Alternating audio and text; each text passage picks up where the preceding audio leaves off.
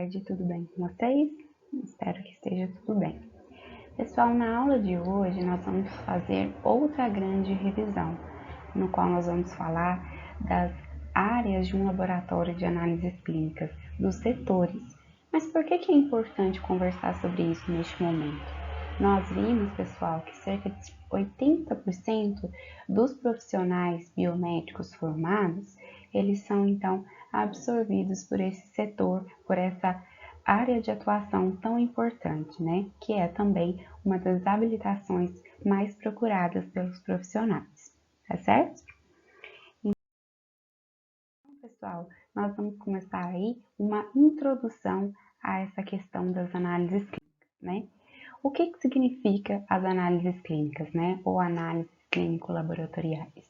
Elas são um conjunto de exames com a finalidade específica de verificar o estado geral de saúde do paciente ou investigar uma determinada doença. Quando o médico quer fazer uma avaliação geral do estado de saúde do paciente, ele pede aqueles exames de rotina, os check-ups, que incluem uma série de exames, tanto no setor de hematologia, de bioquímica, de urinálise, parasito, como a gente vai ver nos próximos slides, tá? Então, pessoal, a análise ela é feita através do estudo do material biológico que é colhido do paciente. Quais são os materiais biológicos? O que nós poderíamos definir, né, como material biológico que é importante no estudo das análises clínicas, né, lá no laboratório? Nós temos principalmente o sangue, né, que é, vamos dizer que é a amostra biológica mais comum no ambiente do laboratório de análises clínicas, mas nós também temos a urina, as fezes, também bastante comum, e outros como a saliva, o esperma, o líquido sinovial. O que é o líquido sinovial?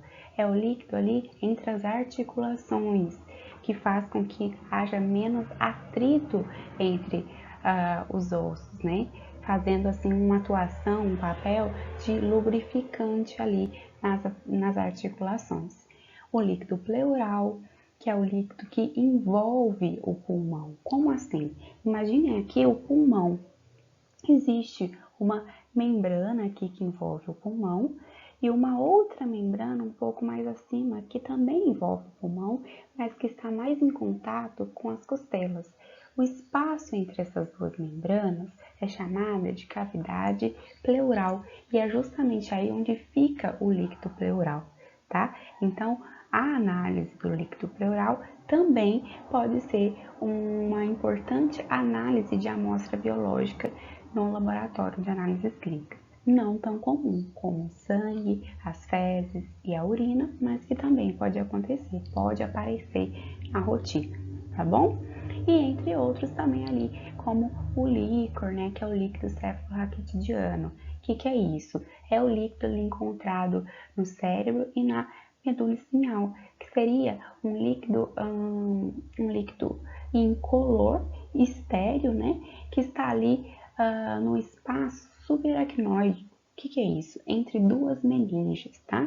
Que são aí membranas que envolvem o cérebro e a medula espinhal, tá bom? Então, lembre-se que essas são amostras biológicas que podem ser encontradas no laboratório de análises clínicas, né, para análise, principalmente o sangue, a urina e as fezes, tá bom? Pessoal, o que acontece no laboratório de análises clínicas que faz com que haja essa divisão, né? Porque nós vamos estudá-los por setores, né? Então, os laboratórios de análises clínicas estudam cada uma dessas amostras que eu falei para vocês em setores específicos. E o que faz com que haja essa divisão é a classificação da amostra, ou seja, se é sangue, se é urina, são fezes, a finalidade da análise, se eu quero fazer uma análise em relação a parâmetros associados ao metabolismo, eu sei que essa amostra, por exemplo, vai ser analisada na bioquímica, né? E também podem ser classificadas de acordo com a suspeita clínica que se pretende investigar. Isso porque, pessoal, existem algumas amostras, por exemplo, que são comuns a alguns setores. Por exemplo, a urina é analisada no setor de microbiologia e no setor de urinálises. Se o médico ele quiser fazer apenas um check-up, ele vai pedir a urina do tipo 1, que vai lá para o setor de urinálise, que não vai para o setor de microbiologia, a menos que o médico suspeite aí de uma infecção urinária. Então, esses fatores, eles vão fazer com que haja a classificação dos setores, né, de análises clínicas. Lembrando, pessoal, sempre que não são todos os laboratórios de análises clínicas que são divididos fisicamente em setores. Ou seja, não é todo laboratório de análises clínicas que eu tenho um setor separado para coleta, um setor para coleta com certeza, mas um setor para hemato, um setor para bioquímica, um setor para urinálise. Por quê? Em laboratórios pequenos, isso é feito num ambiente menor. Então, os setores, eles se comunicam, eles ficam aí juntos, não são separados fisicamente, tá? Então, pessoal, a divisão dos setores dentro de um laboratório de análises clínicas, eu diria assim que mais uma divisão temática, né, em relação ao tema, em relação ao objeto de estudo. Ela é chamada de setorização do laboratório de análises clínicas. Então, quando eu falo de setorização, eu estou me referindo à divisão do laboratório em setores, tá certo? Pessoal, quais são as fases dos exames laboratoriais? Nós vimos que existem 3 fases. A pré-analítica, que como o próprio nome diz, ocorre antes da análise propriamente dita. A analítica, que é no momento da análise. E a pós-analítica, que então a fase que é posterior à análise em si, né? Vamos ver um pouquinho melhor sobre essas fases e o porquê é importante estudá-las. É importante estudá-las, pessoal, porque vocês vão ver futuramente que existem uma série de erros associados aos exames, né, aos resultados de exames, ao procedimento, à manipulação de amostra, que estão ligados a erros específicos na fase pré-analítica, analítica ou fase pós-analítica. Por isso é importante conhecê-los de forma a controlar a incidência desses erros, tá? Então, a fase pré-analítica, ela vai se iniciar com a solicitação do exame por parte do médico, né?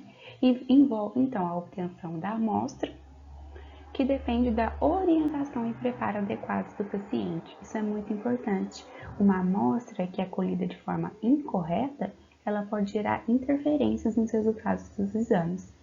Além disso, é importante que haja uma correta identificação da amostra, para que não haja troca entre pacientes, uma coleta feita adequadamente e do acondicionamento correto e do transporte. Ou seja, se for uma amostra, por exemplo, que é colhida em domicílio ou uma amostra colhida num laboratório menor que vai ser enviada a um laboratório maior, é muito importante o acondicionamento e o transporte dessa amostra, né? Para que ela não sofra nenhum processo aí de degeneração, perca aí sua capacidade de ser analisada, não é mesmo? A fase analítica corresponde à parte da execução dos exames propriamente ditos, que é onde nós biomédicos vamos estar atuando de forma aí mais assídua, né? De acordo com o quê? Padrões e métodos pré-estabelecidos, que valem para todos os laboratórios, né? E a fase pós-analítica, como eu disse para vocês, envolve o processo de análise do resultado, né?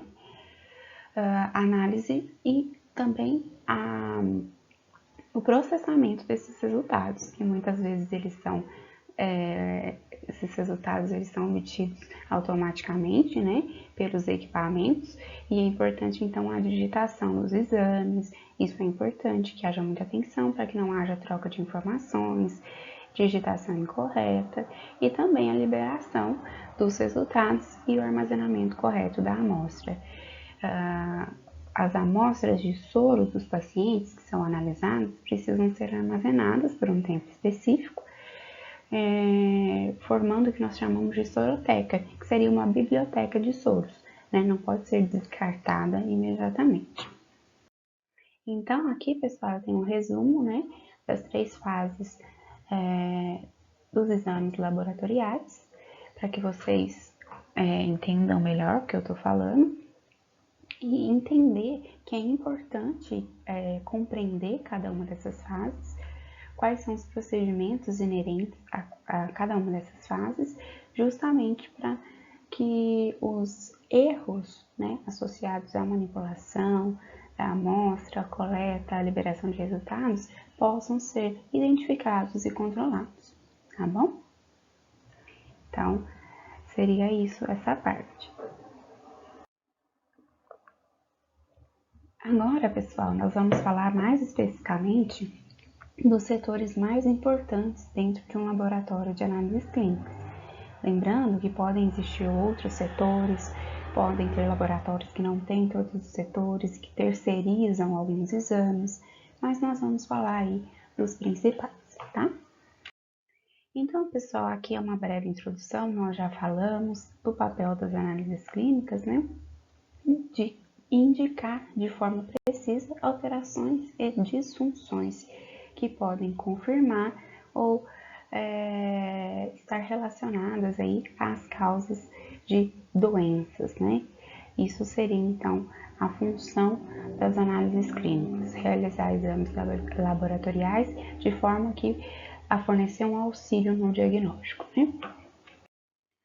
Existem os setores administrativos, os técnicos e os setores auxiliares, né? Na aula, quando nós fizemos essa primeira apresentação, nós falamos um pouco da recepção, que é um setor importante no que diz respeito à orientação do paciente para a realização dos exames.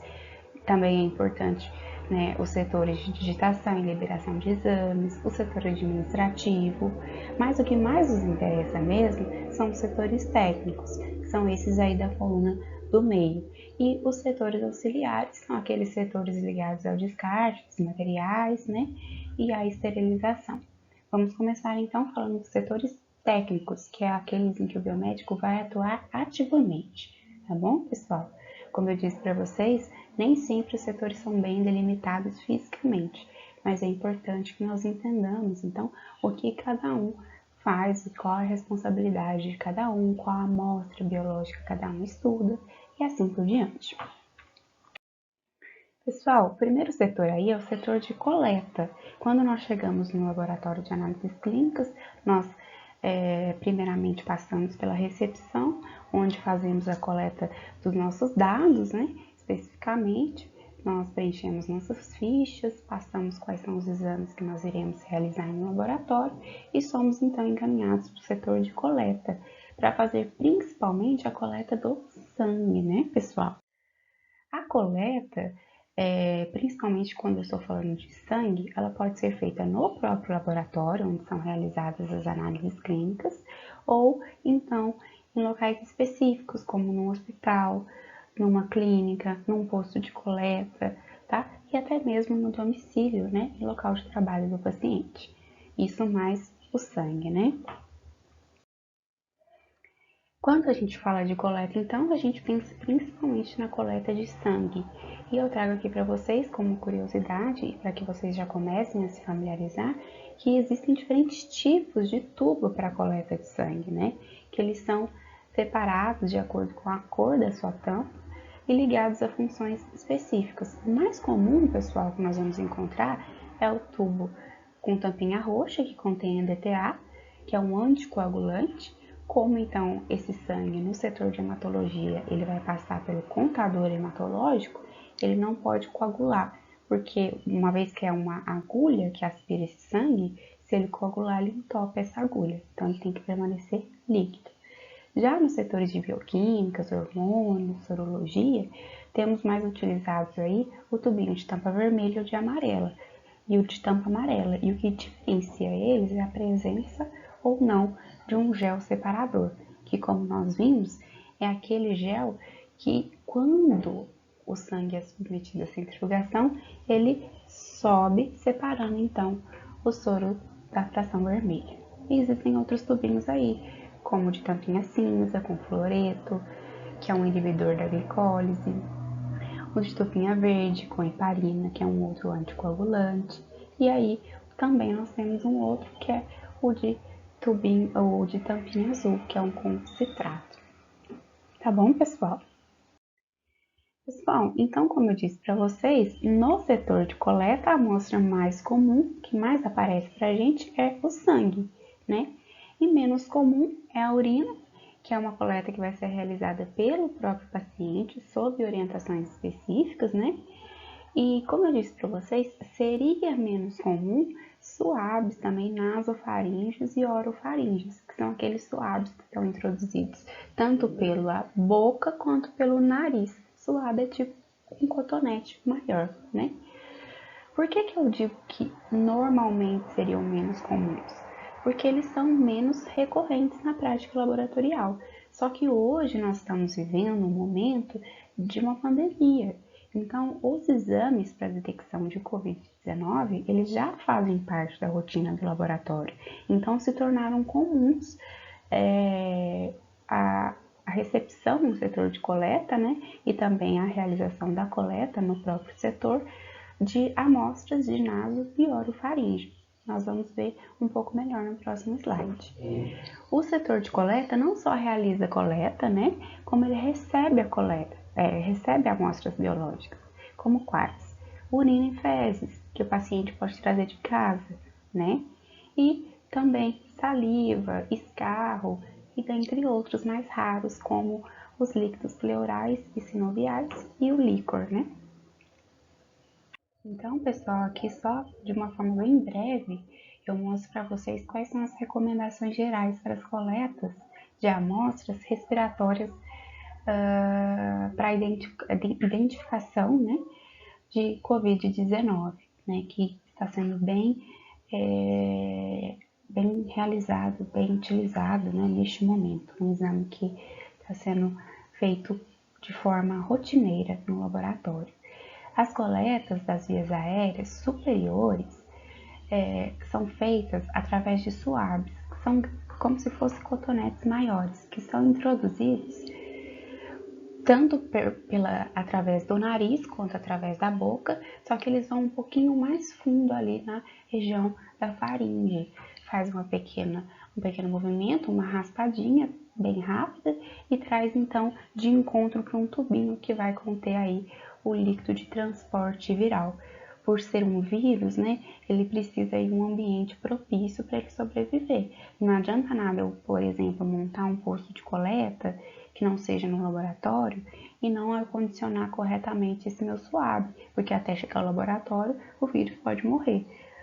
Apesar da gente saber que ele sobrevive aí alguns dias, né, em diferentes superfícies. Mas o ideal para o ambiente laboratorial é que ele seja acondicionado em meio de transporte viral, tá? Pessoal, nós vamos partir agora para o setor de hematologia. Como o próprio nome diz, pessoal, a gente já conversou muito sobre isso lá nas áreas de atuação, habilitações. Hemato tem a ver com sangue. Então, o setor de hematologia vai trabalhar especificamente com sangue, né? Então, o que faz esse setor? Investiga condições relacionadas ao sangue e suas frações, sendo o hemograma o exame mais comum dentre as solicitações médicas dentro do grupo. Tá bom, pessoal? Então, lembre-se muito bem deste exame, que é o hemograma. É um exame que é pedido geralmente em quase todas as requisições médicas, né? Que é um exame que também auxilia aí na avaliação da saúde de uma forma geral do paciente. Também está ligada a outras patologias específicas. Qual a matriz biológica usada para análise? Não vamos esquecer nunca, sangue. Aqui nesse setor não tem erro, tá? Pessoal, entender o que o setor de hematologia faz está intimamente relacionado a entender também, a conhecer a composição do sangue. Porque como que nós vamos entender o que faz o hemograma sem conhecer a composição do sangue? Não tem como. Então, o sangue ele é composto de um líquido, né, que a gente chama de plasma sanguíneo, e tipos celulares diferentes, que são os eritrócitos ou hemácios e os leucócitos, que são aquelas células associadas à defesa, células brancas, né? E também fragmentos celulares nomeados de plaquetas. Então, esses elementos celulares que eu falei para vocês, sejam eles os eritrócitos ou hemácias, leucócitos e plaquetas, são chamados de elementos figurados do sangue. Então, não se esqueçam aí desse trio que vai então constar no hemograma, tanto em relação ao número quanto em relação ao aspecto, tá? Se alguma anormalidade for detectada. Pessoal, ainda aí, mostrando para vocês, na primeira imagem, à esquerda, nós temos um tubinho de sangue, né, sangue total, e mostrando aí para vocês o que nós vamos encontrar neste sangue. Os disquinhos vermelhos são as hemácias, os roxinhos são os leucócitos, que recebem diferentes nomenclaturas, e os bem pequenininhos aí, parecendo aí como se fossem umas pequenas foicezinhas, são aí os fragmentos celulares chamados de plaquetas. Depois que eu faço a centrifugação, eu tenho a separação das hemácias, aí na figura da direita, a última figurazinha, as hemácias vermelhinhas, os leucócitos que ficam aí como se fosse um halo branquinho no tubo, que são as células roxinhas, e o plasma, onde fica aí também imersos, né, as plaquetazinhas, que são os fragmentos celulares, que estão associados aos processos de coagulação, tá bom? Pessoal, como eu disse para vocês, a contagem e a análise estrutural, morfológica dos elementos figurados do sangue é parte da rotina do setor de hematologia. E eles constituem esses fatores, né, juntamente com outros parâmetros importantes, como, por exemplo, a porcentagem de hemoglobina, o volume corpuscular médio das hemácias, a concentração de hemoglobina dentro das hemácias, eles constituem o exame mais solicitado neste setor, que é o hemograma, tá bom? Atualmente, a maior parte do hemograma é realizado de forma automatizada, ou seja, com o uso de um equipamento chamado de contador hematológico, tá? Porém, para cada amostra, é muito importante que seja realizada uma lâmina, um esfregaço sanguíneo, que é corado, né, com um corante específico para a realização da contagem diferencial de leucócitos, porque a contagem diferencial de leucócitos, ou seja, determinação do número específico de cada tipo de leucócito, ele está relacionado aí a patologias, a situações anormais do organismo. Por isso é importante ter uma contagem para saber se está tudo bem. O contador não faz? Faz a contagem sim, mas é importante não só conferir manualmente, mas principalmente observar o aspecto morfológico dessas células, tá bom? Então, aí só trazendo para vocês quais são os elementos figurados para reforçar plaqueta, hemácias e leucócitos, e os diferentes tipos de leucócitos, que obviamente no momento vocês não precisam saber, tá? Aqui, pessoal, é um contador hematológico. E o que eu tenho aqui? Eu tenho o tubo de sangue, né, que está sendo segurado aqui pelo profissional, e, pessoal, aqui eu tenho apontado para vocês uma agulha, a agulha que vai sugar o sangue para fazer a contagem. Aqui nessa telazinha, nesse display, são exibidos os parâmetros obtidos, né, os parâmetros hematológicos. E aqui, pessoal, aqui embaixo, é possível imprimir esses resultados, que obviamente são depois digitalizados, né, para entregar, então, o exame impresso para o paciente. E, por fim, eu tenho aí, mostrando para vocês, como se fosse uma segunda parte do hemograma, né, que é complementar, que é como que é feita essa análise diferencial de leucócitos. A contagem, né, ela é feita através de uma gotinha de sangue. Vocês vão aprender lá nas disciplinas clínicas como que é feito esse esfregaço sanguíneo. É uma técnica específica. Utiliza duas lâminas, sendo uma dessas lâminas a que fica em cima é a que vai percorrer a outra lâmina. Então, com o auxílio aí dessa lâmina, vocês vão estender essa gota de sangue, né? De forma a ficar como demonstrado aqui, né? E aqui nesse localzinho aqui no meio, é onde a gente faz as contagens. Por quê? Porque aqui está muito concentrado e aqui está muito pouco concentrado. Então, a gente analisa aqui no meio, tá? E por que fica roxinho? Porque ele é submetido a uma coloração, né? E as células que têm propriedades específicas em relação aos corantes, elas se coram, então, dessa maneira. Aí, mostrando para vocês, eu tenho a análise microscópica, sendo as células rosinhas, são as hemácias. Por que elas refletem no centro? Porque elas são anucleadas, tá? E as células roxinhas maiores são os leucócitos, mostrando aí para vocês um linfócito, um basófilo, um monócito. Aqui embaixo, nós temos aqui um basófilo bem característico, bem bonitinho. Aqui um granulócito eosinófilo, tá bom? Então, a título de curiosidade, mas para vocês saberem que existe também esta parte, tá bom? Do hemograma. Pessoal, eu vou parar aqui um pouquinho, vou fazer no próximo vídeo a outra parte da revisão, para que não ficar muito pesado, tá bom? Então, a gente se vê logo, logo. Até mais.